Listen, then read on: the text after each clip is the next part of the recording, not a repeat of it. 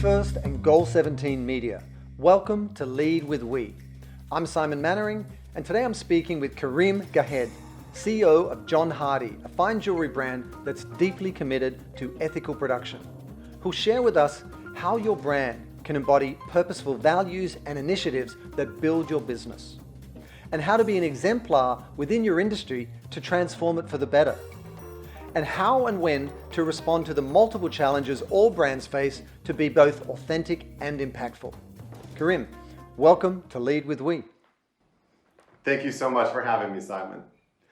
You know, when I mentioned the brand John Hardy, there was audible gasps from my wife, my daughters, and so on. But for those who don't know what the brand is, tell us a little bit about it and sort of, its Balinese heritage.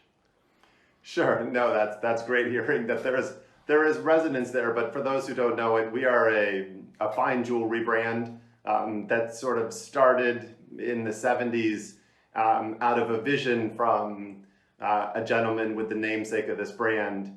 And it's a really special brand. It's a special brand that has richness in purpose, richness in sustainability.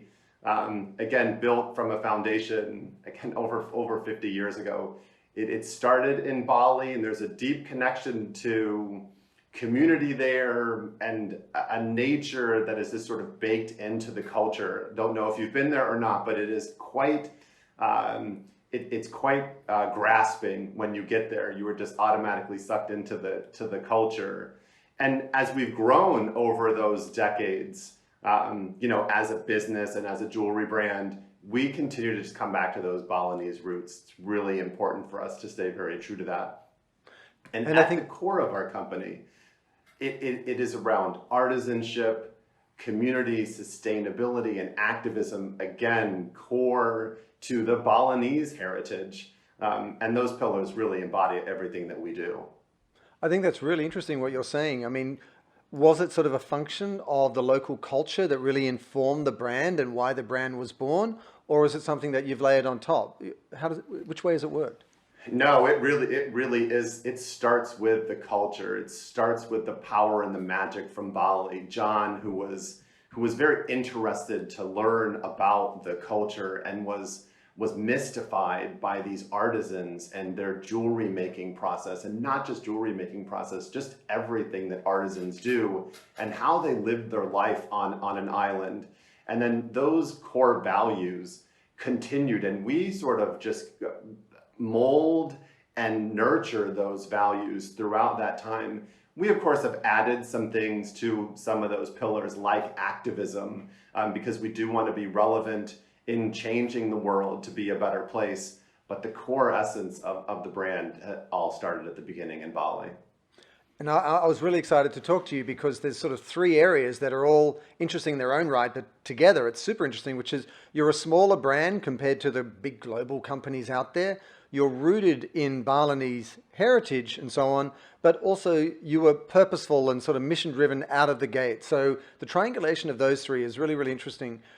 Was it a function of the namesake for the brand that you started out that way? Was it something that grew over time? Because a lot of the folks listening are younger, smaller brands, and they wonder, when does that start? And was it something out of the gate? And how has that driven your business? I think it's rooted in the communication, right? And the sharing of those pillars and of what John found to be so unique in Bali and what is so unique in Bali. And what is so unique, therefore, of the company. And really, over the past couple of years, there's ways to do it. But what we have done over the past, I would say, 5 years, is we have begun to share that story. We have begun to be passionate about sharing that story and courageous in the story that we share. And in an industry that's a little conservative, right, to be able to share some of these components around community and the power of community and unity and diversity and sustainability and how important that is to the brand first, right, and the business second. And then to be able to help human equality around activist initiatives and supporting less fortunate globally, we also would share that story. And that's been something as of recent. And I want to push into some of those different initiatives that you're doing in a second. But, there's an inherent tension in the brand, which I think is fascinating, which is, luxury brands typically elevate their brand. The whole strength and appeal and cachet of the brand is how rarefied they are. And yet at the same time, you're talking about doing something which is very community focused and purpose driven and sustainability driven. So do you find you're the exception to the rule, or do you think that more luxury brands need to be doing this? How do you see that sort of shake out? I think it's both. I believe right now we are the exception to the rule, and our sort of mantra has been, when you think about these pillars and you think about what the brand is standing for and what it needs to stand for, we want to be able to share this to everyone. And we want people to be able to access everything that we offer at John Hardy. And of course, there are price points that may not, but there certainly are price points that are. And even if they don't purchase something at John Hardy, to be able to just tell that story and go through that journey with them is really important to us. I do really hope that, and I'm starting to see brands following in that footsteps, and again, being courageous around those types of pillars to guide their actions, as well as they sort of craft their future strategy and their future roadmap. I think there's a word you've spoken to a couple of times, courageous, which it's easy to skip over, but is absolutely critical in terms of your role as CEO, leadership inside the company, and how you show up in your marketing. So help us understand not just what courageous means to you from a leadership point of view, but when does that show up? When the rubber hits the road inside the company. I mean, for me, it means try new things. Be open to failure, right? Be open for people to be critical of some of those actions that you've taken, especially if they are powerful in my meaning, right? Mean a lot to me, or mean a lot to the company, which has happened and which is the case. I think that's what courageous is, and that's what's guided, and helped. It's not just about one person, and I am a big team kind of guy. We have courage everywhere in our business, right? From artisans who are making the product to the team members in a distribution center during coronavirus, who have to deal with that, for the stores that are on the front line. And everyone's courage is sort of linked up to this excitement around these pillars, and just being able again to amplify those and to talk about those. And if somebody says, look, we don't agree with your stances, that's okay. As our community, and with these beliefs of making the world a better place, we're okay with it. Yeah, it is. At the end of the day, I do think it's the self-assuredness of a brand that people respond to. You can either walk into a party, metaphorically, and sort of try and please everyone. And when you leave, everyone goes, well, I think that was an interesting person. I don't know. Or you can walk in self-assured to that room and say, this is what I care about. This is what I stand for. And then people can orientate themselves around it. And I think a lot of brands sort of lose sight of that. And for those who don't know, give us a sense of the size of the company, where you're based, and then, because you have a larger kind of brand perception out there than perhaps the size of the company. So give us a sense of that. So we are a vertical business. And what that means is that all of our product, so that this sort of end-to-end relationship of product is owned by us. We have 2 production facilities, one in Bali, which is really our home and our birthplace, as I mentioned earlier, that houses about 400 to 500 artisans, and then a hospitality group, and then we have some corporate team members there. We have a very similar setup in Bangkok, which is the jewelry capital of the world. There is a expertise in how to craft jewelry in Bangkok, especially around diamonds and stonework and gold. We have an office in Hong Kong. It's a satellite commercial office. And then in New York, the majority of our leadership team is based in New York. The majority of our businesses in the United States, even though it has been much more balanced over the past couple of years, with supporting team members in the field. So all in all, we're about a 1,200 employee organization. And we are smaller, to your point, than some of our competitors. We don't feel that way. We don't think that way. Right. And it actually is advantageous to us because we are nimble, flexible, courageous. We can fail and learn from our failures and move forward to our successes. So I really agree with you there. I think sometimes people, especially founders or CEOs of young companies, they aspire to be bigger. They're going to be legitimized when they're bigger. But at no point in time are you limited by the breadth of your ambition. I mean, you look at companies that have come out of the gate and they want to solve for climate change or save planet Earth. You know, there are companies that just really out of the gate really just want to take the biggest bite out of the impact that they can have. And one of the persistent issues in and around the jewelry business and diamonds and other things as well is the transparency around supply chain. You mentioned hubs like Bangkok and so on. You know, it's one thing to control your own little corner of the world, which might be Bali and how you treat people and so on. But how do you make sure that through the entire value chain of the industry that you don't then dilute your values or compromise what you stand for? And because in the fashion world, often the tier 3, tier 4 supplier is using child labor or something, and even the auditing and fair trade doesn't catch it. So what do you do? So again, I think this goes back to our roots, right? When we think about how the jewelry is made at John Hardy and has been made for centuries in Bali, it's ethical in nature. It's all about the hand, the touch. What does that mean to be like an ethical gemstone, for example? So to us, you know, it's about these timeless traditions of purity, right? Natural purity in which it really has not been stained, if you will, right? By others touching it. Instead, an artisan, and we see this beautiful collective, right? We have women who weave our classic chain from the silver link to this really long, beautiful woven chain, and then it gets cut accordingly. And we have that transparency from all of that journey.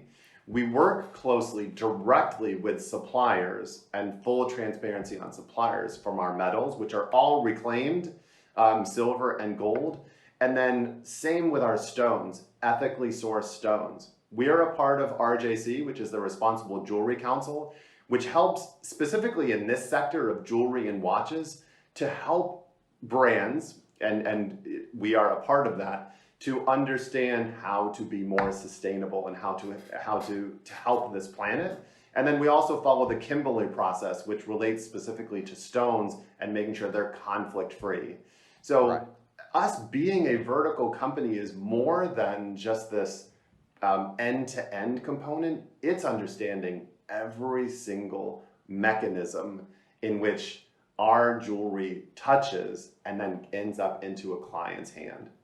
And do you see the industry improving? And as a subset of that, like, what does reclaimed metal mean? Clearly I don't buy enough jewelry for my wife. I should know what reclaimed metal is, but like, you know, what is reclaimed metal? And then are you working with the industry in interesting ways to kind of level up practices? Because I'm sure it still has a long way to go, right? So I do believe the industry is moving in this direction. I think the growth within RJC has been immense since its inception. So I would say hats off to the RJC and hats off to the organizations that are joining that, because it is a stringent process to become a part of the RJC. I think for reclaimed metals and reclaimed materials, this is about reuse, right? And being able to not take anything again that disrupts the planet, right? And that we are able to reuse metals that have been reused. And in our case specifically, they have been reused and validated and verified where they're coming. Obviously for us, it's sterling silver and it's gold. So we know that has been reused, and we continue to do that. Even so far, I've seen in our compound, in our workshop specifically, we use a tree, right, to be able to create all of these items, right? There might be 8 rings on a tree. Right. You remelt that silver or gold tree down and continue to reuse that so that there is no waste to the metals. And I think the other very interesting thing is we utilize a system in Bali. There is water that is used throughout this process. In our Bali compound, we actually have a water waste treatment facility that takes that water that has obviously been dirtied, right, through the cleaning process. We clean that water, we run it through a fish pond to make sure that that water is crystal clear. It then irrigates the land. The workshop is on 400 acres. It irrigates the lands and the farm crop on that land that ultimately we use to harvest and then feed the employees in Bali. So again, another route of reuse, right, and nurturing nature. And how do you go about executing that? Because I love the idea of really looking at all aspects of the value chain, making sure that all your source materials are responsible, but then making sure the very process itself is constantly sort of circular and gives back. Is this something you stand back with and look from a macro point of view, even as a smaller brand out there, and say, let's be very intentional about that? Or is it something that you sort of troubleshoot different areas and you've kind of built it over time? Because this all helps everybody listening about how they go about it. I mean, look, it's probably a blend of those two things, but how we believe in it is again this link of the community to nature, right? You can even argue that the nature is a part of this community, and we want to nurture it, and we don't want to negatively impact it. It is around, people talk about carbon footprint. We do a couple of initiatives, and all of these initiatives do that for us to become net positive. Right. So it is driven by us. Of course, there are potentially strategic initiatives that we want to focus on, like the wastewater treatment component. But there are others in which we have a subak, which is an irrigation system that runs throughout all of Bali. And as we built the workshop, we built over that as to not disrupt it. This is a strategic components here that, again, it's a thing that gets filtered. We talk about artisanship, sustainability, community, and activism. It really does guide everything that we do. And before I go off supply chain, you hear a lot of talk in the industry about the role of blockchain and really helping people get sort of verifiable line of sight onto where every source material comes from and how it's moving around the world. Are you seeing any exciting developments in that area? I think more and more are moving towards this reclaimed and recycled materials. We used to be sort of one of the only. I think there are more, especially these up and coming brands. I think there's a lot of conversations around lab grown diamonds and what that means to the business. And I think we're still truly trying to understand the end to end there to make sure that that is truly a sustainable initiative. But there is innovation that's happening in this space, which is great to see, especially other industries I think are slightly ahead. But the jewelry industry is starting to move in that direction. No, that's exciting. And, coming back to culture and your people and the artisans, you're the biggest employer on the island, correct?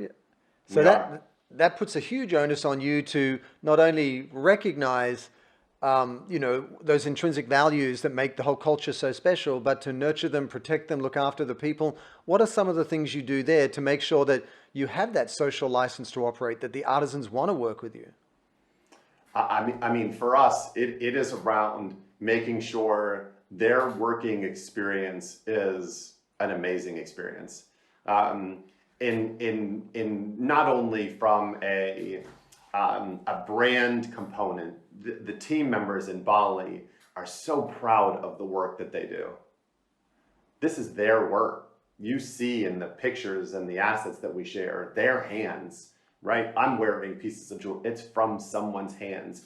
And being able to amplify and share that story makes a proud Balinese artisan even prouder. We work through employee engagement programs, right? Being able to take a day away from the process and go and help out communities.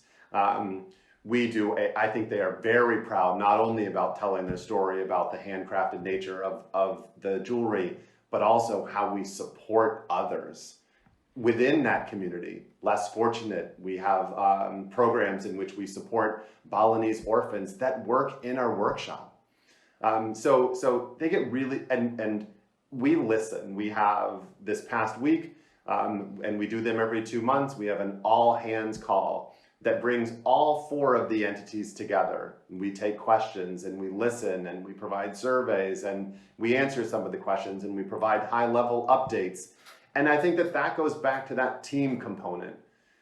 We want to hear from the team in Bali. How do you guys feel? How are you doing during this most recent wave of COVID spike, right? How can we protect you? How can we help you? How can we make sure that you feel safe and you feel secure? And how do you codify that? Because on one level, it's a come from where you hire people and everyone who works for you is connected by your values and just approaches things that way. It's another thing, I think, to codify it. I know you have the John Hardy workshop. So give us a sense of what that is and what sort of a container that is for all of the things you're talking about.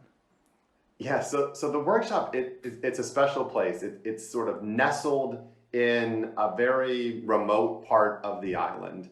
And it's kind of this oasis, it's lush, there's green, there's nature everywhere, and it's quite, again, peaceful. And to me, it's not really a workshop, right? When you even think about it, and I use the word, and I probably shouldn't use the word, but it is a place where creation happens.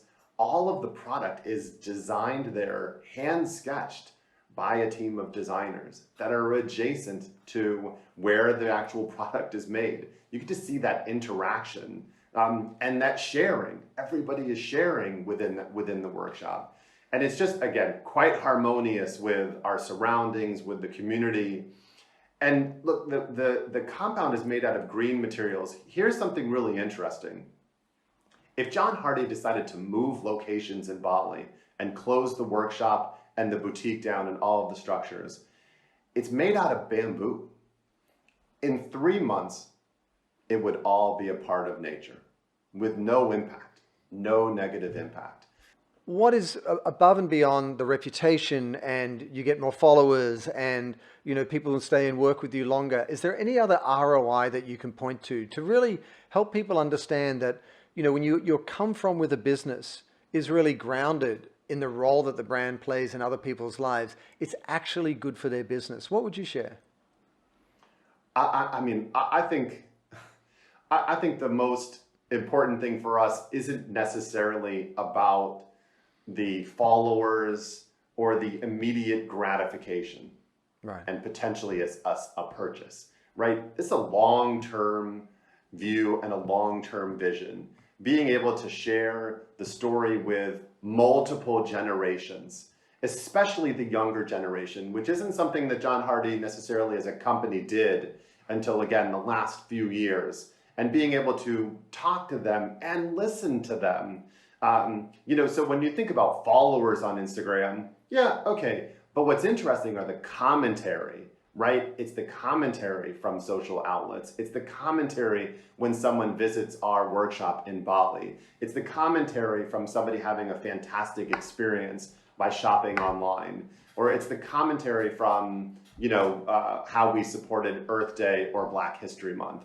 And hearing those, good or bad, is what's really important for us. But all of those components have certainly led to much higher engagement, follower growth. The business is strong and healthy and is growing. And so we're excited about that. And if you could wave a wand and challenge the entire industry to change in one way, where you see, in terms of how it's moving and it's getting more positive in terms of its role in the world, what's the big unlock that you're looking to now that you'd want on behalf of every jewelry brand? Take a stand. I think the brands should take stands on the values that we've shared, right, and that are similar to ours. They don't have to be exact, but I think we know that our values have an ultimate purpose, right, to be able to, again, protect this planet and to protect humans from inequalities, and do so in a courageous manner. Like I said, take a stand, talk about it. I think that would be the most beneficial for jewelry sector, brands in the jewelry sector. And you've had the wonderful opportunity and privilege of leading a brand that is so inherently kind of purposeful and so on. Any one piece of advice that you give to founders, CEOs of young companies, multinational C-suite, executives, just from a leadership point of view, what's a piece of advice you give them? Listen, respect, reflect, and I'm going to take a page out of your book, Simon, act as we. Well, it's hard to argue. Well, it's hard to argue with that. I mean, I can't argue with that. What can I say, Kareem? I couldn't agree more, as one might say. Kareem, thank you so much for sharing, what informs these beautiful objects that John Hardy makes, but also sharing sort of the heart and soul of the brand and for the insights in terms of what leadership needs to look like moving forward. So a real pleasure to have you on Lead With We. It's my pleasure. The pleasure's all mine. Thank you, Simon. Thanks, Kareem. Thanks for joining us for another episode of Lead With We. You can find out more information about today's guest, Kareem Gahed, in the description below. And if you enjoyed today's episode, give it a thumbs up and make sure you subscribe to our YouTube channel. Lead With We is produced by Goal 17 Media, and you can listen to the episodes on Apple, Google, or Spotify. And I'm very excited to announce that my new book, Lead With We, is now available at Amazon, Google Books, and Barnes & Noble. So do check it out. See you on the next episode, and until then, let's all lead with we.